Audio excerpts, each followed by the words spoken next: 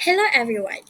So the purpose of this video is to provide all of you, the doctors, with the best information or the things that you should know before stepping into the courtroom to give testimony. As a general rule, a witness may only provide evidence or fact which he can relate to personally. He may not provide an opinion from which a conclusion can be drawn. However, in certain circumstances, the court may require a witness to provide evidence of opinion. This category of witness is known as expert witness. Hence, who is an expert?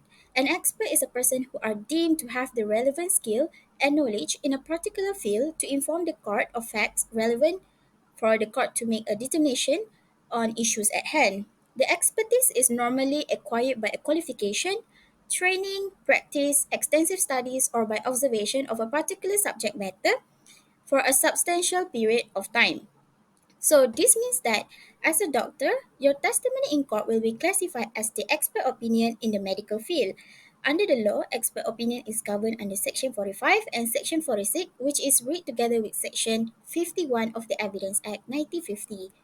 However, before we go deeper about the expert opinion matter, all of you first need to understand and familiarize yourself on how a court proceeding or a trial is being conducted. Good day to Mr. Devan, and today I'm going to explain about how to give testimony as an expert.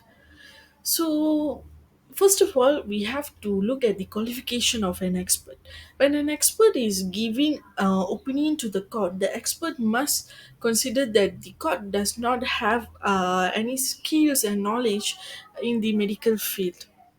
The first qualification is that an expert must be skilled in his field. He may acquire the skill by special study or by his experience.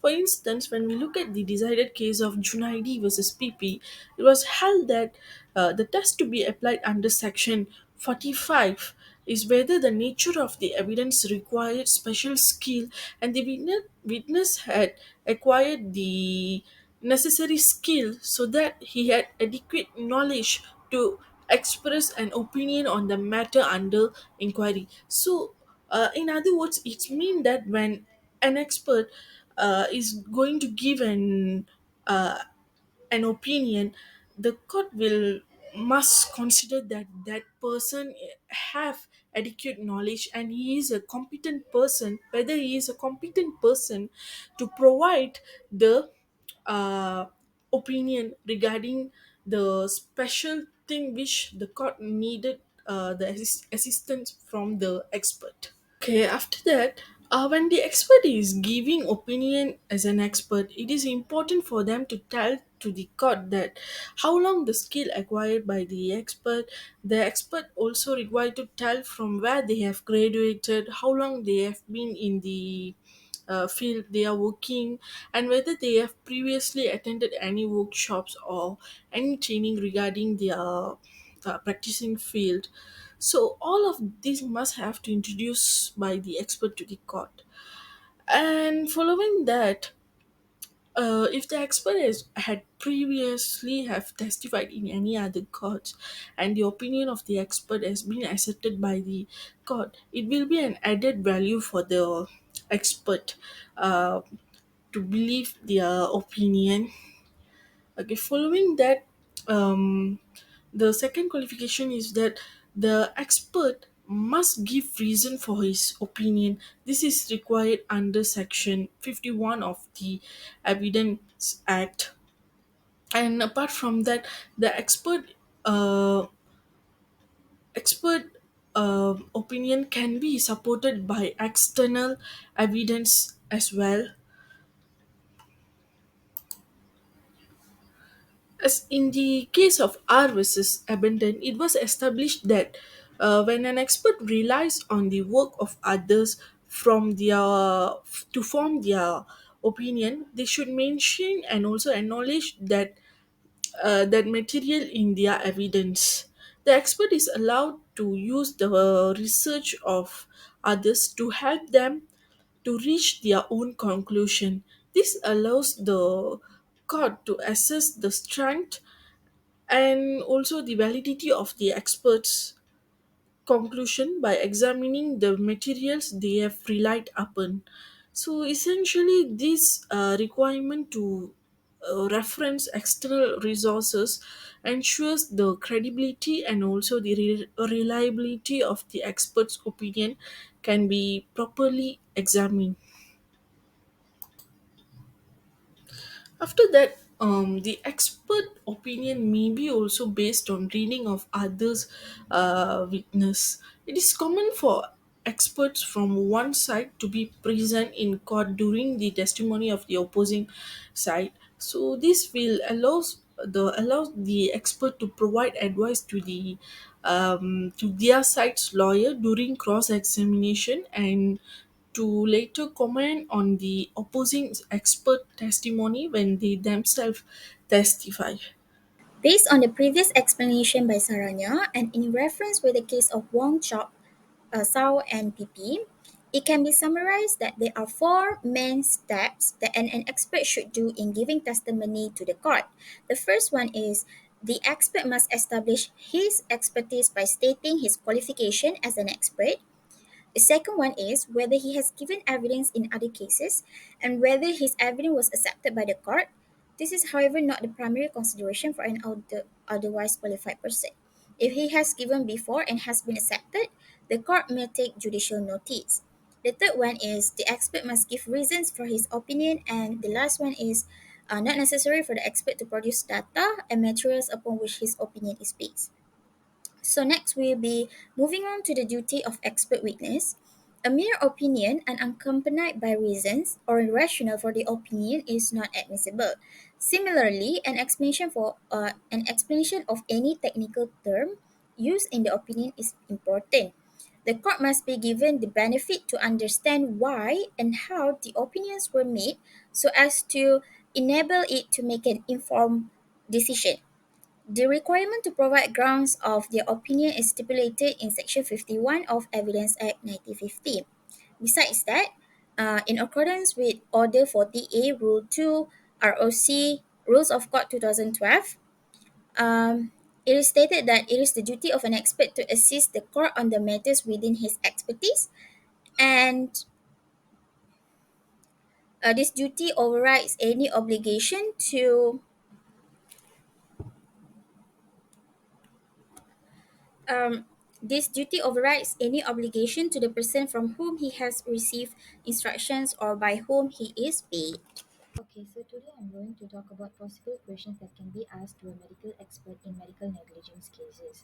Basically, an expert must justify his findings or viewpoint. The evidence would be reduced to a simple expression and lose any probative value if the expert failed to provide any justification for the explanation and support of the position. Any expert testimony that does not include the basis of the conclusion will be disregarded. So, in the case of Chelia Manikam versus Government of Malaysia 1997, the doctor had failed to diagnose between appendicitis and pancreatitis and gave wrong treatment to the patient. The doctors involved had wrongly diagnosed an acute perforated appendicitis.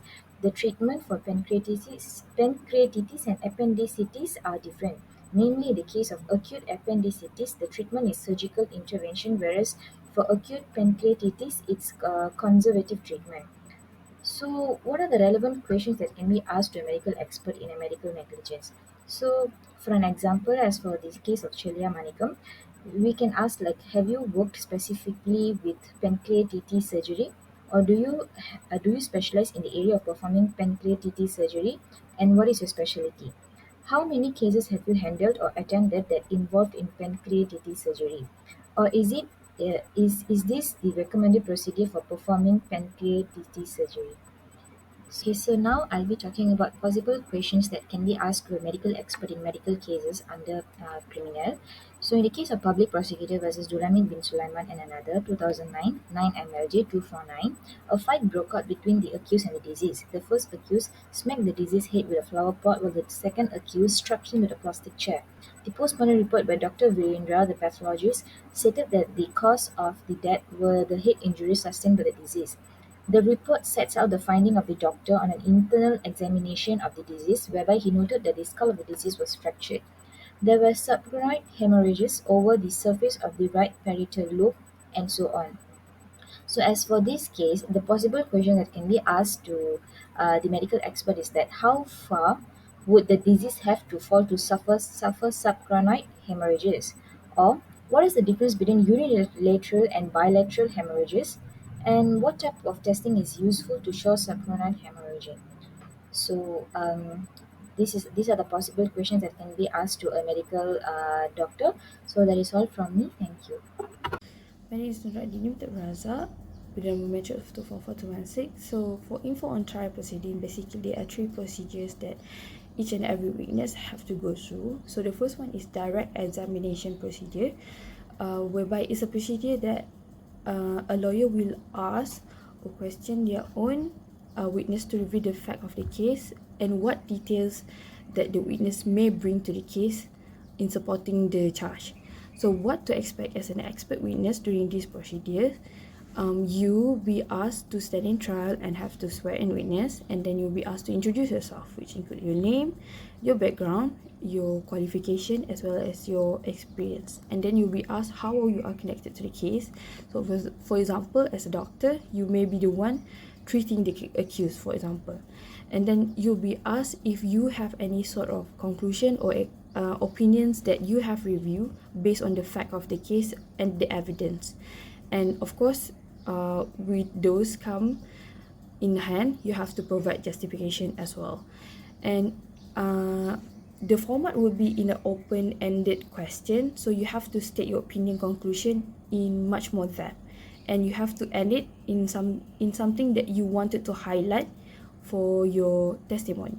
So the second procedure is cross-examination. So in cross-examination is basically when the opposing party will question a witness, basically to cause a doubt about the other side case by pointing out the flaws or inconsistency in the witness statement. So what to expect during this procedure?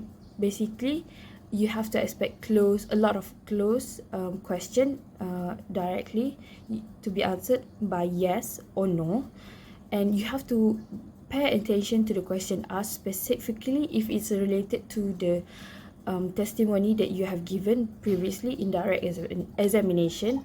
And of course, you have to be consistent and make sure what you answered during cross examination align with your testimony in the previous one. So the third procedure is re-examination, whereby it carries the definition of a process on clarifying your testimony, which has been cast into doubt upon cross-examination. And this is to clarify any sort of new matter brought out during cross-examination or to refute any testimony elicited in cross as well. And this is provided under the case of State versus Franks in 1980. And as an expert witness, the things that you can expect is it will be an open-ended question format. So you have to be prepared to explain and elaborate further on your statement. And the questions that are asked are typically related to the matters arose during cross-examination. So you have and if you have the reason to believe that you have been impeached during cross-examination, you may explain and provide valid justification.